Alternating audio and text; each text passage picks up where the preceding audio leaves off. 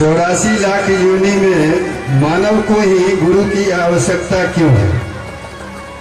क्योंकि बुद्धि है हमारे आपके पास। ईश्वर की सबसे अच्छी रचना है हम आप। उस परमात्मा ने बहुत फुर्सत से बनाया है हमको और आपको। तो जो चीज फुर्सत से बनती है उसके पास थोड़ा अलग होता है, ठीक है। तो हमको और आपको बुद्धि है सबसे ऊपर। एक जानवर को आप लिटा दीजिए, आप लोग के पास जानवर को लिटा दीजिए, उसका पूरा पैर हाथ सब एक लंबी सीधाई में उसको खड़ा करिए, तो देखिएगा कि सबसे ऊपर उसका मुंह आता है। हमारा आपका सबसे ऊपर माथा आता है। यही है ईश्वर की रचना कि मनुष्य को उसने माथा दिया है, बुद्धि दी है, समझ दी है और कहा है कि तुमको मैं अपने अंश में भेज। सारी चीजें उसी की बनाई हुई हैं, पर शिव होने की पात्रता उन्होंने सिर्फ मानव को दिया है, मनुष्य को दिया है, क्योंकि उसके पास समझ है, नैसर्गिक है। वो परमात्मा दे करके ही भेजता। जानवर को हम आप ट्रेंड करते हैं, हमको और आपको ट्रेंड करने की आवश्यकता नहीं पड़ती। बस महादेव की दया से एक रास्ता मिलता जाता है और हम आप चलते रहते हैं। कालांतर में शिव गुरु सत्ता की स्थिति स्पष्ट हो जाती है, कब एवं कैसे, समझाने की दया की जाए। सवाल करिए। चलिए, कालांतर में शिव गुरु की सत्ता की स्थिति स्पष्ट। जब आप किसी से जुड़िएगा, किसी को अपना समझिएगा, तो संबंध बनेगा कि नहीं बनेगा? बनबे करेगा। कालांतर का अर्थ होता धीरे धीरे समय के हिसाब से, बड़े बड़े शब्दों में नहीं उलझना।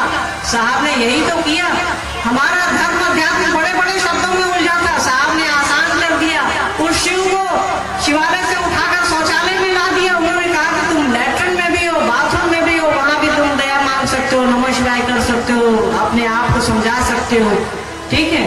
तो समय के प्रवाह में आप जैसे जैसे आपका मन पकड़ेगा कि मेरा है मेरा है मेरा है, संबंध बन जाएगा, ठीक है।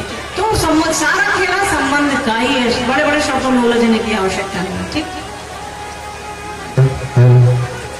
शिव गुरु चर्चा में मांस मछली क्यों खाते हैं, समझाने की दया कीजिए। कि भाई क्या कर दिया शिव गुरु चर्चा में मांस मछली काहे खाते हैं? चलिए पहले ये सब काहे को छोड़ दीजिए। दूसरी बात है कि कोई अगर खाइए लिया तो क्या अपराध कर दिया? याद रखिएगा, वो साहब है, उन्होंने कभी नहीं कहा। हमारे घरों में भी जिस दिन शिव गुरु चर्चा रहती है, जब हम लोग कहीं महोत्सव में, संगोष्ठियों में या कहीं बाहर जाते हैं, तो हम लोग साहब ने कहा है कि भाई जो मन करे वो खाइए, जो मन करे वो करिए, पर लोगों की भावनाओं का ख्याल रखिए, ठीक है। ऐसा नहीं है। शिव शिष्यता में हमारे जो पतिदेव हैं डॉक्टर अमित कुमार, वो नहीं खाते हैं और हम खाते हैं। क्या अंतर पड़ता है? भोजन से कभी प्रेम को आप नाप सकते हैं क्या? आप ही के दो बच्चे कोई खाते होंगे, कोई नहीं खाते होंगे, तो इसका मतलब क्या? जो खाएगा उससे ज्यादा प्रेम होगा, जो नहीं खाएगा उससे कम होगा? अरे यार, साहब ने लिखा है भोजन में चिकित्सा विज्ञान का आदेश अनुकरणीय है। अगर आपको कहा जाता है कि आप खाइए, आपकी जीभ को, आपके टेस्ट को लगता है कि आपको खाना चाहिए, खाइए। इसको शिव चर्चा से, इसको महादेव से या इनको इन चीजों से कोई लेना देना नहीं। यही तो दुर्भाग्य है हमारा। हम अपनी पूजा पाठ, अपने ईश्वर को, अपने महादेव को भोजन से जोड़ रखे हैं, रंग से जोड़ रखे हैं, स्त्री और पुरुष को जोड़ रखे हैं। अरे यार, इसको मन से न जोड़िएगा कि तन से जोड़िएगा। हमारा आपका बच्चा भी जब माँ के गर्भ से बाहर आता है, वो खून में लिपटा रहता है, मत छूइए। उस समय तो बड़ा पूछ पाछ के जल्दी से ले लेते हो यार। ये आपका व्यक्तिगत है कि आपको भोजन में क्या करना है, क्या नहीं करना है। इससे किसी को कोई लेना देना नहीं होगा। हाँ, आपसे कोई शिव शिष्य कहता है कि मुझको मुर्गा खिलाइएगा तब मैं आऊंगा, आप क्यों बुलाते हैं उसको? साहब ने इसकी मनाही की है। शिव शिष्यता में ये सवाल ही गलत है कि जो शिव शिष्य होगा वो मुर्गा खाएगा। भोजन का विज्ञान आपका व्यक्तिगत है, कपड़ा पहनने का विज्ञान आपका व्यक्तिगत है। बस उसको अपना बनाइए। कहाँ भोजन, कहाँ कपड़ा में उलझे हो यार। चले जाएंगे लोग, कपड़ा वाइट कपड़ा में लगा के फूट आएगा और पूरी भुजिया जिलेबी घाट पर खाएगा। कहाँ किसमें फंसो? महादेव महादेव करिए। साहब ने इतनी सुंदर विधा दी है हमको और आपको। कोई नहीं आएगा हमको और आपको शिव की ओर ले जाने के लिए। वो है और दीदी माँ है हमको और आपको शिव की ओर ले जाने के लिए। शिव की ओर चलिए ना। भोजन, मुर्गा, मछली और पनीर में कहाँ अटके हुए यार? अंतिम सवाल है ये।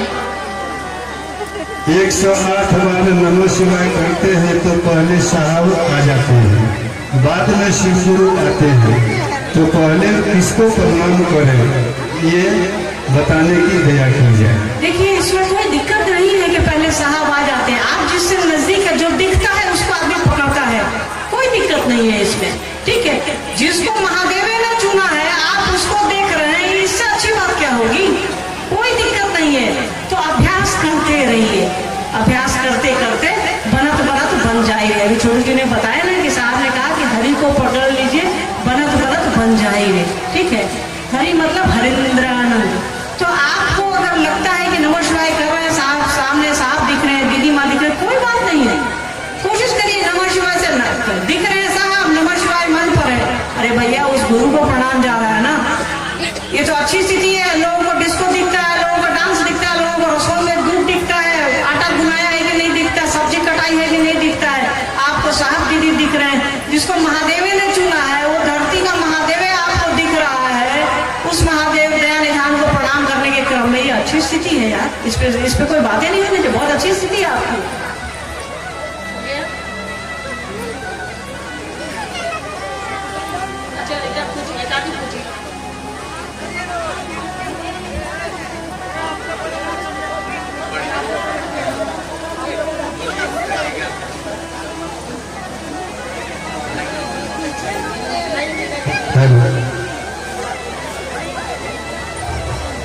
आओ चले शिव की ओर पुस्तक में जो लिखे हैं नमः शिवाय जो करते हैं उसमें नमः शिवाय 5 नाम आते हैं।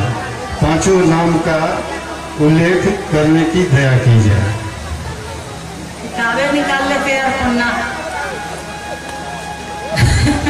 देखिए साहब दुनिया में याद रखिएगा, दुनिया में नमः शिवाय पर साहब ने जो व्याख्या करी है कोई नहीं कर सकता। दुनिया में याद रखिएगा, आप ढूंढ लाइए, यहाँ बड़े से पढ़े लिखे लोग होंगे, आप ढूंढ ला सकते हैं। दुनिया में नमः शिवाय पर इसको समझाने की दया की जाए। देखिए दया तो महादेव करेंगे, आशीर्वाद साहब दीदी देंगे, हम आप कोशिश कर सकते हैं।